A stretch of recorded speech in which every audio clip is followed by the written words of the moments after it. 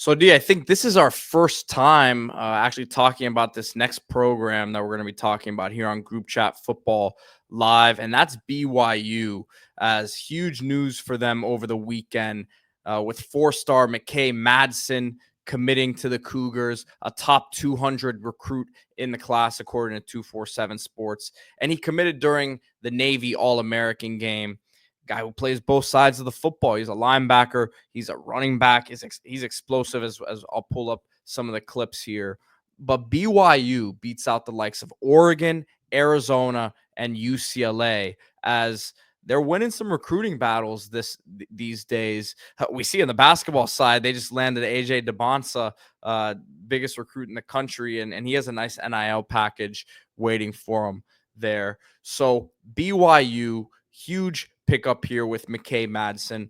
They're going to have to wait a couple seasons here as he's going to be going on his 2-year mission for the Church of Jesus Christ of the Latter-day Saints. So he's not going to be joining them until 2027. But as I pull up the clips here, you're getting a big-time, powerful, twitchy athlete in McKay Madsen.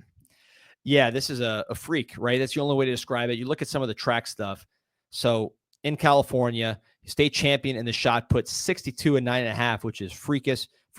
The discus 206.8. His PR in both 65 and 1/2, and then in the discus, again over 200. So this is a really good ability. The stats are unbelievable on both sides of the ball. The Under Armour camp, he was one of the fastest runners as far as the 40-yard dash, verified laser time. So he's got that speed. He has size. He's playing in Fresno, so it's not like he's playing in a school where there's a lack of competition. But this might be an older name for some folks. Some folks remember vividly what I'm talking about.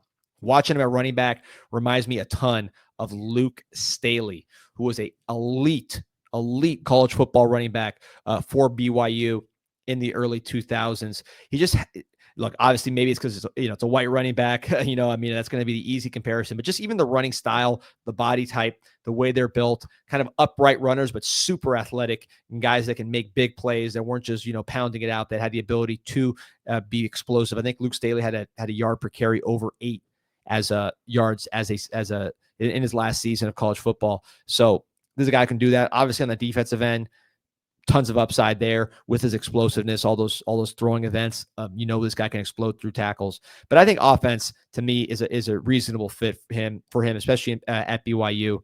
He has lateral quickness. He clearly likes to play running back.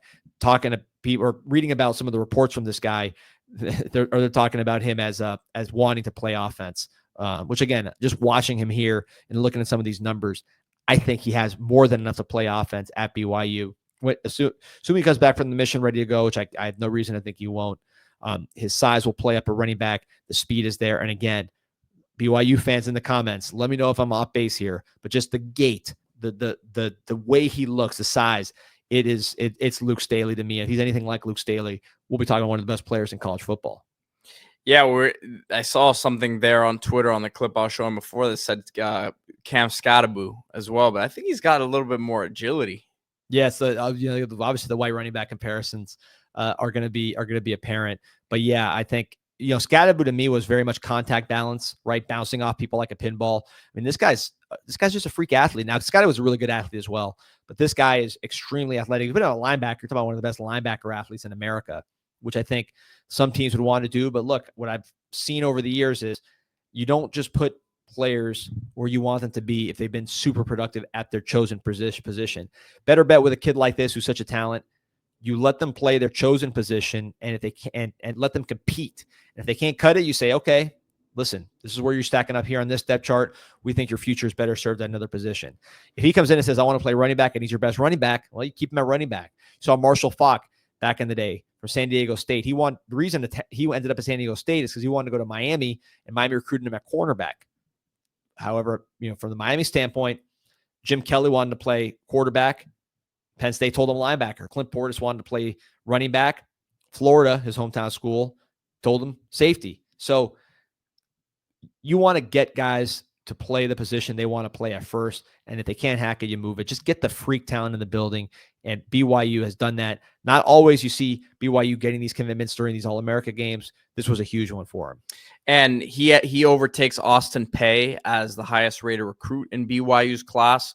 Actually, the first 4-star addition to BYU's class. Austin Peay rated as a high 3-star and 89 on 247 Sports. So really a nice chip to the recruiting class here. And man, what's this guy going to look like in a couple years as he continues to grow and mature?